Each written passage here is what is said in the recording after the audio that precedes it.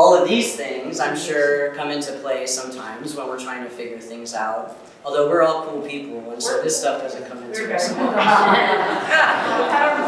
We've had our moments, but it's. I would say, I mean, and I'm not going to talk too much, but like Caroline, you were there, Bianca, you were there for it in multiple phases of it. But we went through, before we even decided what we were going to do, we went through a whole process of building that trust amongst each other, of how we were going to work together, why we were going to work together, what our shared values are, what our shared principles are, how we were going to treat each other through the process. And I don't know, not all of these things on the continuum lend themselves to that process. There's different kinds of collaboration that we do. And so I just want to bring some, like, the attention to the sort of key pieces. And again, this isn't like some sort of like end all be all. But when we think about the different sorts of coalitions we find ourselves in, the purpose of it changes depending on what we're doing. Again, ranging from purely tactical to big impact, long-term vision. The time that we spend together also changes. Some coalitions are short-term, some are permanent forever, some are intentional long-term. The vision, the values, and the political beliefs, right? Those vary. You can be in a coalition where people have different political beliefs. It might not be fun, but it can happen. You can be in a coalition where your vision and values might not align, those unusual partners, right? Sometimes we, like, the thing that I always think about is, so Disneyland, horrible employer, bad to their employees, bad to their workers. But when it comes to, in Central Florida, there's a LIJWJ coalition there, and they had a transportation campaign because they just had crummy, lacking limited transportation. We all know what that feels like out here. Workers couldn't get to work. Guess who was an unusual ally to people organizing for transportation equity? Disney. Because they wanted their workers to get to work. And so we sometimes could find ourselves in coalition and partnership. In those cases, we know there probably won't be long-term systems change. And so we deal with that process differently. We may not necessarily have those shared values. But when we're building long-term coalition where we're actively trying to change the world, having shared values and what we're trying to accomplish is critical. Otherwise, it's not going to happen. Decision-making, that came up. Decision-making can put a lot of barriers to the work that we do together. It puts barriers into how we collaborate. And depending on how decisions are made, impacts the work. And so when we're talking about sort of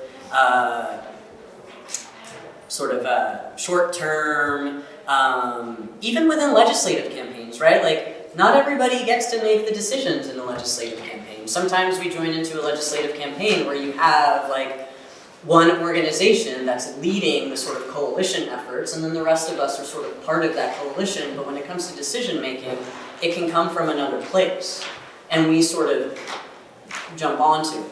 And sometimes that can actually get even more disproportionate when you're working in a full sort of statewide coalition. Has anybody worked in a statewide coalition before?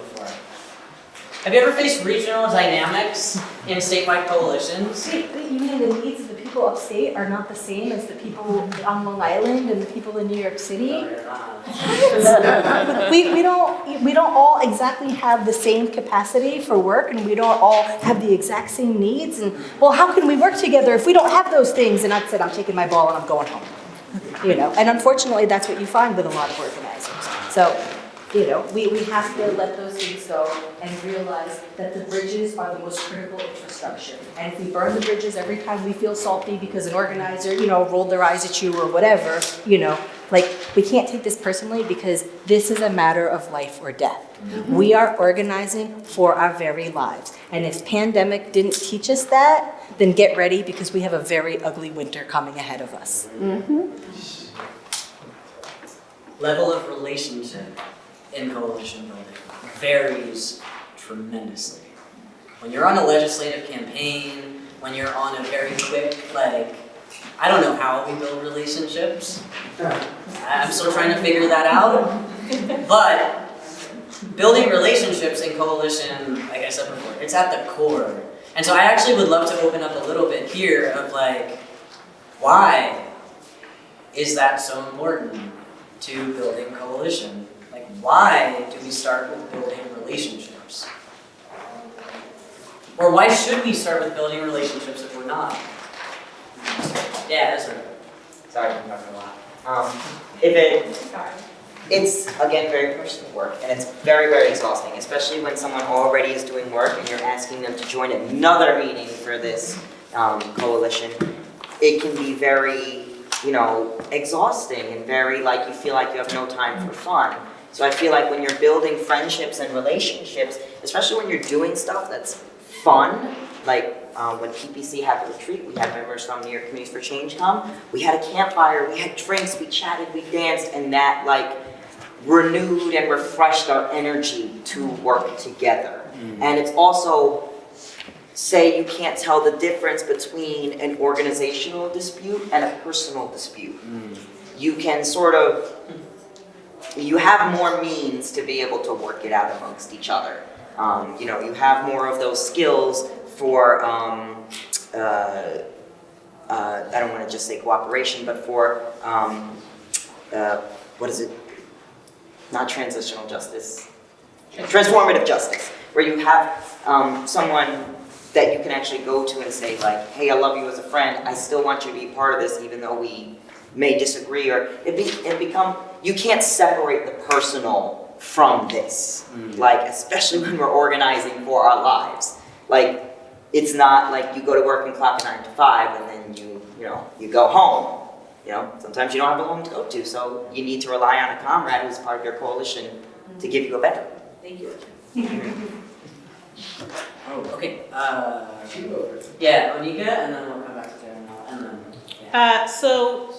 Reasons why starting with building relationships is because you have to first kind of come to what your common goals and purposes are, and I think that starts with first understanding what the person's kind of bringing to them, and then you also need to have a baseline of trust, so you build that through relationships, and so I think that's kind of where you're starting, figuring out who's in there, and I think people talked about it, bringing your shared stories to the table, because you're actually building on something, so each person's kind of bringing their pieces together, so that's how you start. Darren? I think similar to what she was saying and what he was saying too about there's a lot of vulnerability involved in this work because you got to share about who you are, why, what motivates you to want things to change, and for most people it's because of their personal experiences. So I feel like when you get to know that about your peers, it lets you understand why they're focused on certain types of policies. Like for maybe a student, they just dreamed about going to school and they couldn't, and now that's what they're advocating for. Or somebody who's trying to fight for housing because they've always struggled to buy their home, or it could be any of the sort. So I feel like getting to know those people in that level first can make you trust them, like you said, with the trust because of the vulnerability, right? Like I told you something about me that I can't really share with other folks, and now that we know we're in the same struggle, we can build off of that and see how we can correlate that within each other. Yeah, Carolyn. I feel why it's important to build collaborative, and it's a human rights issue. And it might not be the issue, like the carceral issue that I'm working on. It may not be housing that I'm working on, but it's still, one thing affects another. It's a human rights issue. So maybe that's not your long-term goal. It's a human right. So everybody's goal here is just as important as mine. So we must come together. Yeah. Not that why should we why wouldn't we? We have to.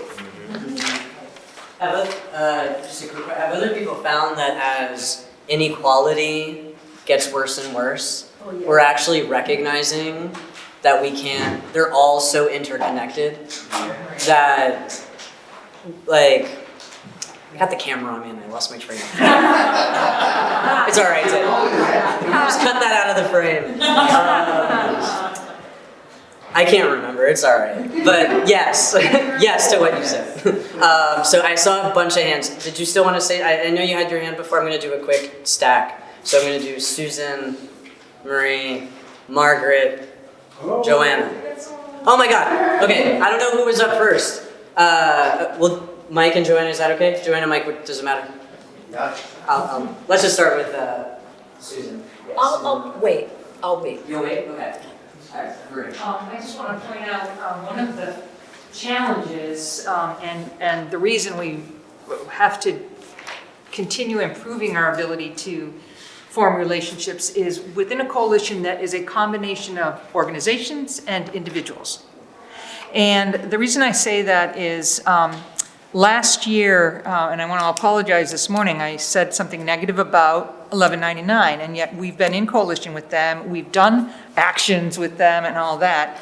There was a point in time in the negotiations at the end of last budget season where things didn't go the way we wanted, but it was never fully explained, and because a lot of the individuals involved in the coalition saw it as a sellout, and it wasn't ever totally explained, we as a coalition suffered a bit in terms of trust in each other, and of course then, as with my comment this morning, are talking to others about it. So the idea of relationship building, and then as things happen during the campaign, making sure the communication is there so everyone knows why something happened instead of the rumors starting and the mistrust getting in the way. That's my little piece.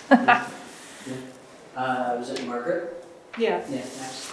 I wanted to add to the, why we build those personal relationships in a coalition is, I think to me, is because in a global, society where we are pretty much valued for the profit that can be extracted from our labor, how much we can be exploited.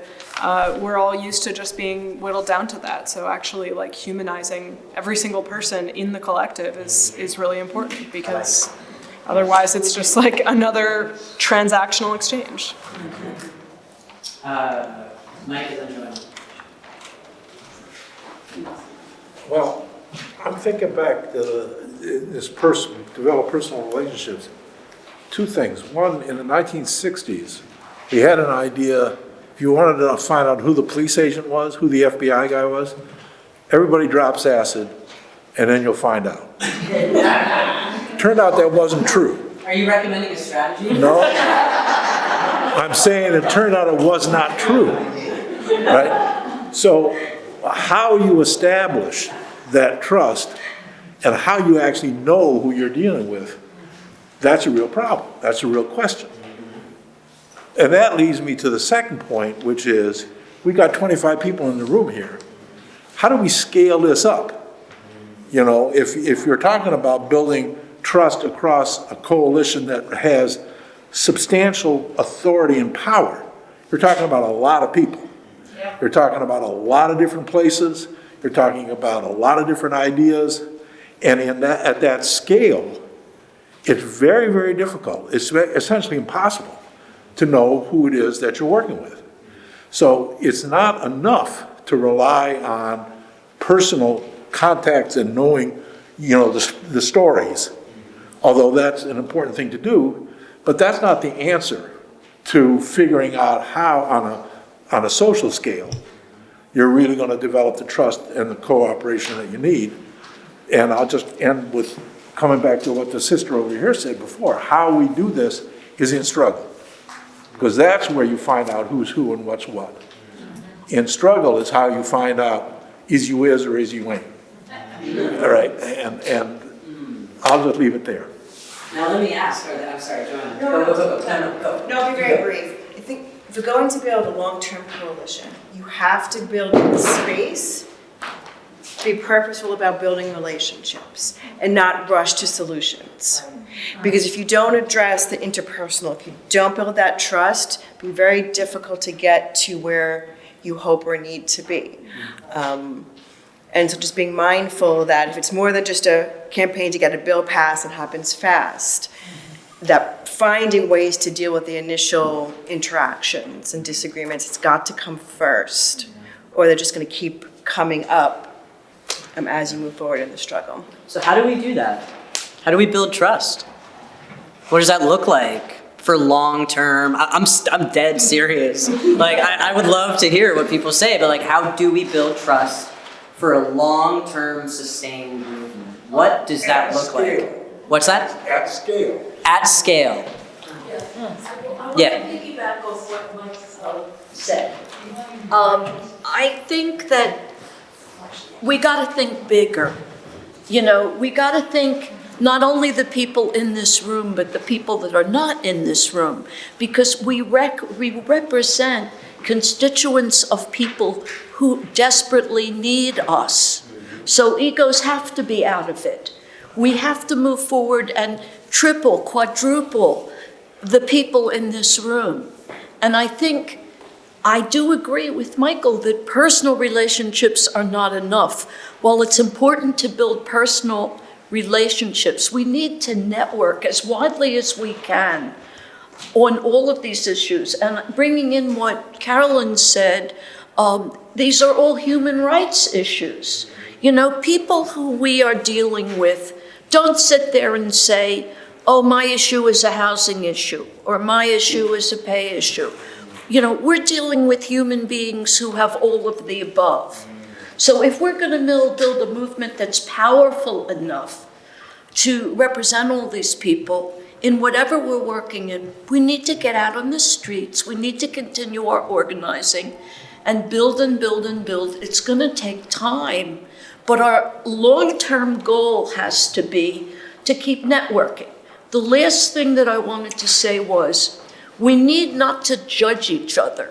I've noticed that in political organizations, people judge each other sometimes. Oh, I gave this much time, and you only gave 2 hours. You don't care as much as I do. And that's poison, because how do we know that the person that gave 2 hours just had a new baby and is stuck at home? We have to not judge each other.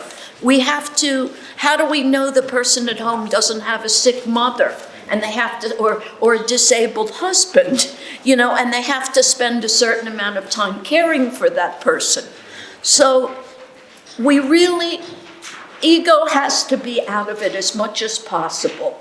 And we have to look at all of these people as our people. All of these people are our people, and we are representing all of them, and we are fighting for all of them. And I just want to throw another group in that has not been mentioned, which is old people, as which you can clearly see.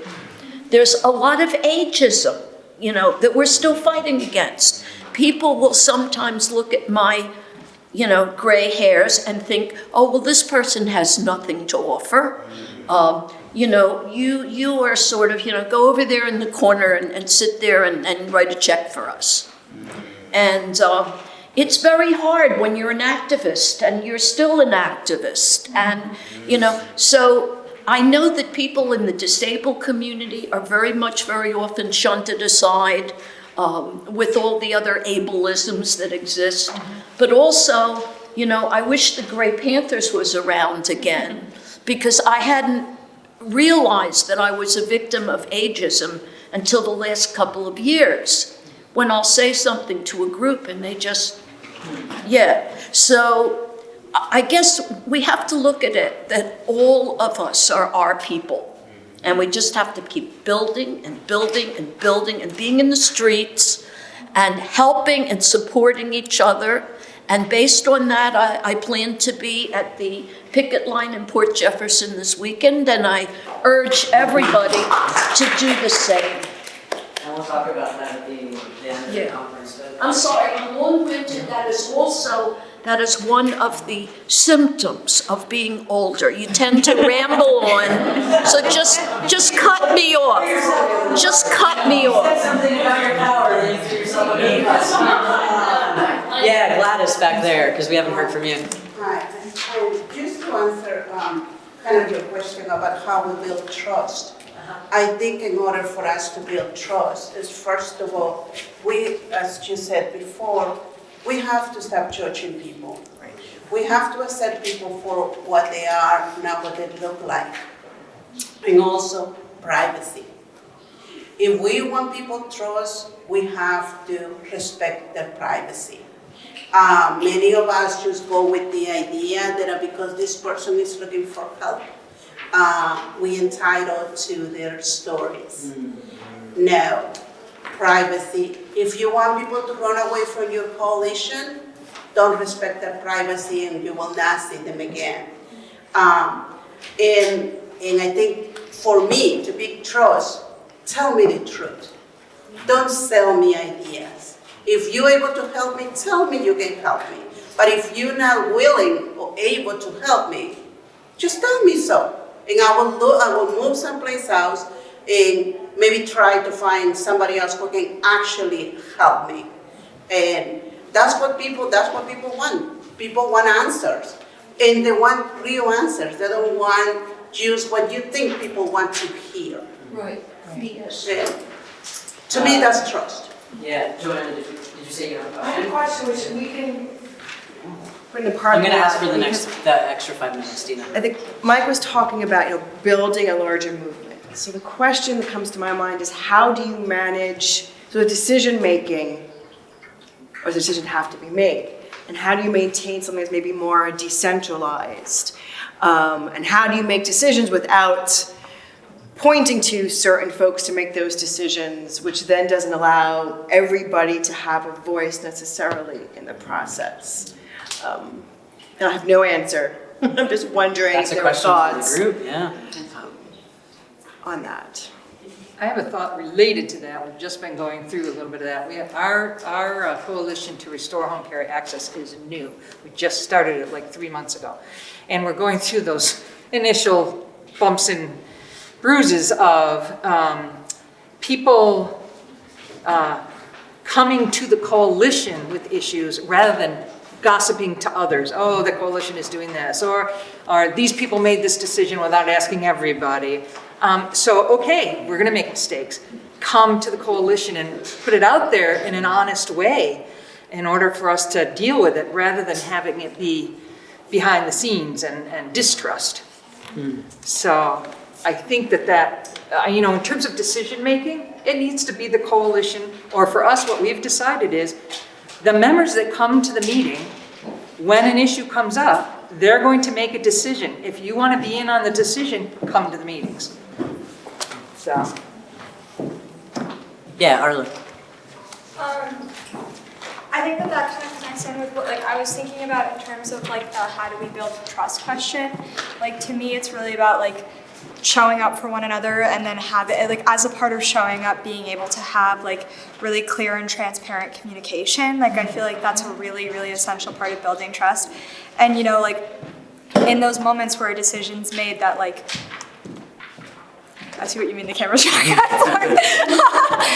In those moments where a decision's made when you can maybe tell that people feel left out of it or aren't happy about the way the decision is made, when there's the back talking, sometimes you can, or talking behind backs, sometimes you can tell that people aren't happy, and that's a moment to open communication, I feel and try and create space for, okay, let's be honest about how this happened, how we got here, let's talk about how we can do it better next time, just use that as an opportunity to really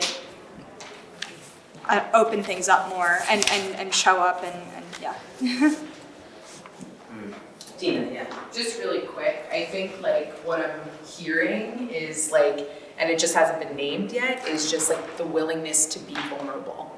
As simple as that. I think there has to be this willingness to be open and available, and to be able to talk through those things, because in coalition building, there's always going to be relational fractures. There's always going to be the bumps in the road, and it's you have to be vulnerable to be able to move through those things. And also I I think it was mentioned before, privacy. I think when I was thinking about privacy, I was thinking about boundaries. Establishing like healthy and like agreed upon boundaries within a group and within coalition building is, it's vital. And expectations, absolutely. So. Yeah. That reminds me of values and principles. That's sort of just like what it means in my head. And here comes Teddy. There goes my thought. No, it's all good. I've been organizing for about 10 years. Not all of those years were spent creating values and principles immediately in the work that I did. And in the years that I've at least practiced making values and principles the first thing done, before we even decide what the work is, to say, this is how we will work together, and this is how we will act on the ultimate vision, has actually allowed for an ease in decision making. Because then we have something that we're all held accountable to, that we all agreed upon, and it makes the decision making, those values and principles give us it always gives us something to fall back on when we are making those decisions, to make sure that the decisions we're making, I totally understand that there's a difference between the decision that gets made and who makes the decision. Those are very different things. But I find that when we start with our values and principles, it does become easier to be able to navigate the tensions in the decision making when they come up. So Dina, just what you said made me think of that. In the last 5 minutes, I'd like to ask the group the sort of big question of what is needed to build a long-term justice movement on Long Island? What do we need? I mean, we've talked about a lot of things today. I think some of them point to it, but if it is something we want to move forward with, right? We want to, what do we need on Long Island to make it happen? Ezra, yeah. The most important for me is mutual aid networks. Because if you can't offer someone the things that they need to live, to be able to organize, they physically can't join. If I'm joining a housing coalition, do you have a lawyer that can help me with my housing case? Because I can't organize if I don't have a roof over my head. And a lot of times, people are not ready to be out in the streets, and they don't know how to go about change. But if you can show it to them with what you can actually offer them, they're more willing to come in. You know, it's like giving a dog a treat, you know, to get them to come to you.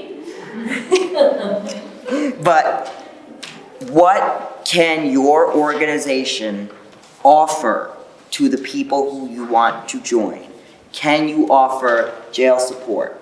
Can you offer a food pantry? Can you offer transportation services? Can you make sure that it's, you know, wheelchair accessible? Can you make sure that, you know, if someone's in the hospital, that they have a hand to hold? I think that that's going to be the most important part of coalition building. We're part of making each other whole again. Yes. Yeah. Sister Jane, yeah. I think it would be helpful to be clear if your goal is systemic change, or if your goal is helping individual constituencies with individual problems. I'm going to say systemic change. Yeah. What is needed for us to, yeah. I think maybe coming up with a sense of the priorities of the coalition in terms of what is the criteria for deciding what will be the focus at a particular point in time. So being very clear on what we're actually trying to... As clear as you can be, but... Fair now. What's question? What do we need for LI long term? I think one of the most important things, and it's based off what they said about the white bubble and whatnot, is figuring out a message that is digestible with people who don't align with us. Because it's very easy for us to talk within each other, and we're all pretty much on the same pages. But the hardest part is, how do we get people to flip?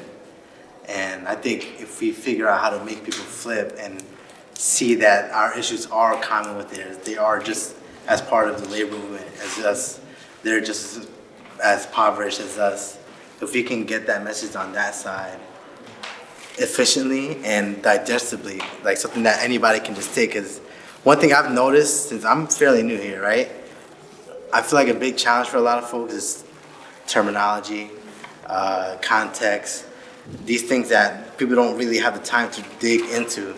So I feel like if there's a way we can just give it to them in a sentence or less, but impactful enough for them to reflect, then that would be pretty great, for sure. But, yeah, Sorry, do you mind if I take Anika's comment and then come back to you, Susan? No. Okay, go ahead, Anika, yeah. I think, and I really agree with Darrenelle on that, on making sure you have a real clear, concise message, and one that's also inclusive. I think we also really do need to remember to always be inclusive. But then also I just want to add that consistency. People trust consistency. And so if you really want to, like, if we don't do meetings every Wednesday night, let's consistently do meetings every Wednesday night. Because people will, like... Even if there's only one of you in that room. Even if there's only one of you in that room. Right? And so that's also part of building trust. What about folks here? Long-term building, yeah, Monica?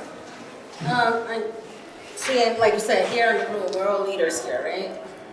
And we know what we're here for, what our goal is within our organization. I think it's important to put our ego aside and to listen to one another, to know what's right within society. Because I may not be affected by something you are affected with, but I am with you. So in order for this to continue and to grow and to flip people, we have to have a message where everyone could be involved and not just someone who's hurting right at the moment. Because you solve someone's problem right now, but what's going to happen within, like you're saying, the short term, right? We give them a solution, we give them housing, we give them health care, we give them what they need, but what about the people that are coming, the new folks, per se? Or people that we want, those checks to come from? Like, how do we get them to not just, especially now, right? End of the year, how do we get not just a check, but then their support? How do we get them out on the picket line at the, vineyards and things like that? So I think putting our ego aside and thinking of building within and with all. It brings me back to, and I just want to say we are at time, but it brings me back to what Smiley said this morning about like collective bargaining needs to be understood beyond the union contract. It's something that brings decision-making power and ownership to all of us in the fight. And so, I don't know, just what you said reminded me of that. And the way that we have to sort of center that sort of ability to collectively bargain on the issues that impact our lives, just as much as we do when we're collectively bargaining for our rights on the job. We have to do the same thing for housing. We have to do the same thing for education, for transportation, for all of those things. Come to any solid answer, other than I do think that we practiced a little bit of that vulnerability today to at least be able to say, we're all experiencing this and it's real and it's felt. And it seems like there was some consensus that building relationship is really critical. How we build that relationship is so important. How that relationship building goes back to our strategic planning and how we're scaling it to what makes sense for what is at hand. And also, how are we actually living it daily, right? It's not just in those meetings. It's how is it something that we're doing all the time? Special way of ending this coalition building workshop other than saying thank you to everybody for being here and for sharing your experiences, sharing your sort of thoughts and the things that you've been grappling with coalition building. And the only thing is for us to continue at it, to keep, being the faithful social justice people that we are, committed to the common good of everybody. Be the change you want to see. Be the change you want to see. Everybody in, nobody out. What are some other? We should prioritize relationship maintenance too, not just building it, but maintaining it, even when we're getting tired and disillusioned. A sense of Totally. humor helps. A sense of what? A sense of humor helps. Jokes help. Any final thoughts from folks? Pressing final thoughts? Okay. Well, thank you everybody for that rich discussion. Our closing plenary is going to be back in the library. Yeah.